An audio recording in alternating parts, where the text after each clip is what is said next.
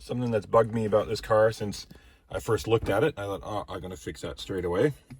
Is this big scratch and some bit of peeling and stuff on this plastic trim on the shifter. Now this is the optional, it was the factory fitted optional silver shifter, so it's got the bit weightier, bigger knob, and then the silver trimmer on the bottom. It's on the 996 and the Porsche Boxster S. To replace, Porsche don't sell that part separately, but they do sell the entire gear shift, and it's very expensive, so I'm not going to spend that on this car. It's pretty easy to refinish. The leather on it is in really good shape. It's got some few fine scratches. All this part here, this silver doesn't really need repainting, and the logo looks good. But what it's just really let down by this. So we're gonna pull it out and try to separate the silver trim and give it a tidy up, sand, paint, and put it back in to look a million times better. Super easy to remove. Kind of put your fingers in here. There's a bunch of clips. There's like two here, and then two little hooks that go into the front. So just grab it in here and gentle. Oh, there we go. It all came up there. So I don't think we broke any of those clips. No, all those clips look fine. And that side are fine. That's good. Now, to get the knob off, it's a, so this has already got a short shift kit on it. To get this shift knob off, there is a little grub screw here, but I think we can just leave this on. If you have the standard shifter, you don't have that. You just have to pull up, grab it, and pull up. I've done it before. I did it on a 996 turbo, removing the center console. You literally almost have to sit in the middle, straddle each side, and just lift up, trying not to let it go and punch yourself in the face or in the junk. So I've started at the back here and just kind of gentle, steady pressure, just gone around and started lifting up. So it looks like it's just held in with some, like this little plastic peg. Now the leather's wrapped around the inside. I'm trying to go steady, not to break it, of course. You can see there's a little hole, and on the top here there's like a peg that goes in it. So I guess we'll have to go in and pop all those out. Doesn't feel like a plastic rivet. Just slowly, you just kind of feel it going.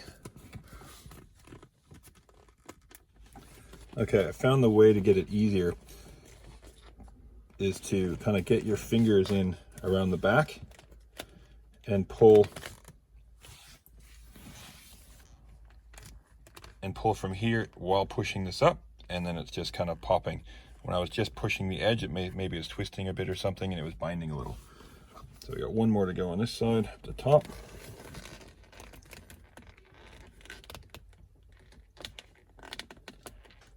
Pop, there it goes. We'll do the other side.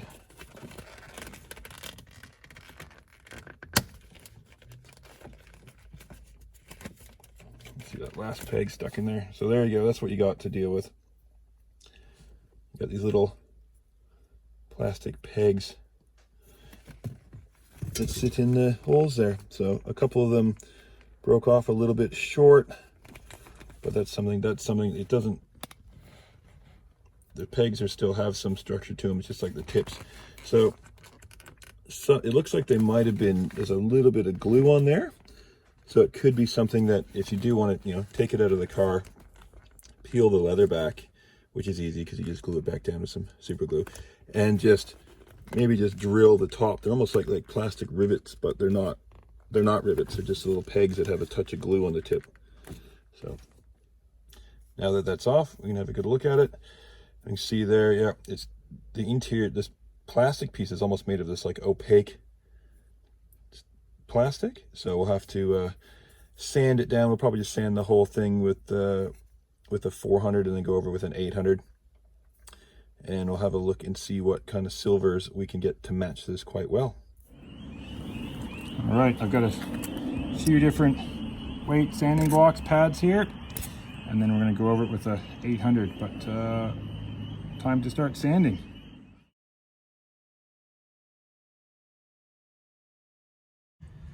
Well, I had to cut the sanding. No one wants to watch that. It's ridiculous. So we've sanded it fairly smooth, and now we're just hitting it with a quick plastic primer. So there's one coat on.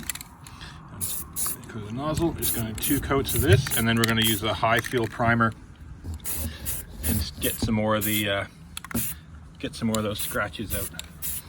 All right, gave it 2 coats of that plastic primer, and then just a quick coat of the filler primer. Went all over it just lightly, but then I went a little bit heavier, of course, where we're trying to fill. So we'll give it another 1, and then give it a sand, and left her letting it dry overnight. Just went to my local auto parts store, picked up a little bit more wet dry and some color match Porsche paint, code L4W9, which turns out to be supposed to be a good match, says one of the forums, and is actually a Porsche paint code for a wheel paint, a silver wheel paint. So we're nicely sanded. Just wiped it down with a wax and grease remover, and I propped it up here on just a little roll of cardboard, and we're ready to shoot some silver onto this. So that's just some paint I had made up. Code was L4W9, which is a Porsche wheel color apparently. So that's what the internet told me is a good match, and it's quite metallic. It's nice. So I'll just put a light coat on here. 3 coats, and it is looking really good. So we're gonna let this dry, and then we're gonna give it some 2 coats of clear. We'll let it dry overnight, just harden up nicely. Now to continue, while the paint hardens and cures on our shifter trim, we're going to do the leather. So a good cleaner, less conditioner. Bowden's Leather Love. Look, it's 30-year-old leather. Well, not 30. Well, maybe the time, but when it was first made, and then cut and set in storage. So just load it up. This was fairly clean to begin with, but we just want to get that nice supple feel. So load it up, and with a microfiber, just get in there. You know, gently work the stitching. You don't want to pull the stitching up at all, but you just want to get other people's germs off of it, get their hand grime off of it. Don't know where these have been. So I'll give it a good wipe down with the microfiber, and that'll get rid of all the dirt and grime. And then we'll load up the microfiber and then give that a scrub. So that's loaded up. And then just really get in there, all the stitching.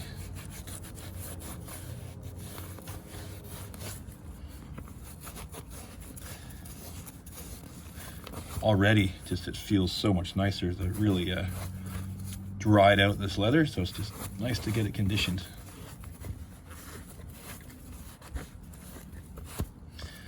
So we'll let that sit and dry and soak in, and then we'll reassemble with when our shifter's base is all painted nice and easy.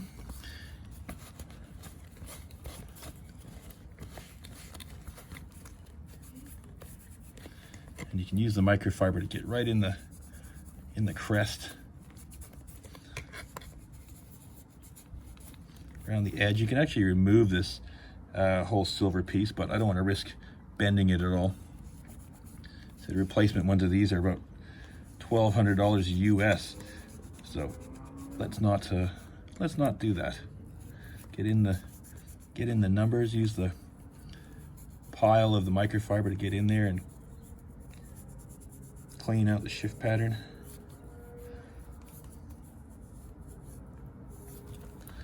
It feels much better.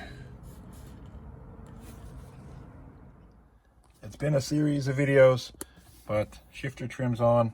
It's a pretty close match. To be honest, you wouldn't pick it as being repainted, I don't think. Shifter trim's on, like the play, things are actually moving now. Before it was quite loose in there. And it is because you can adjust this shift knob with the screw in the front. I've shimmed it up a little bit. I've also raised it. So yes, it's a short throw, but wanted to get that distance to the steering wheel a little bit better without having to put like a console raiser in, so you can't use any of the factory console.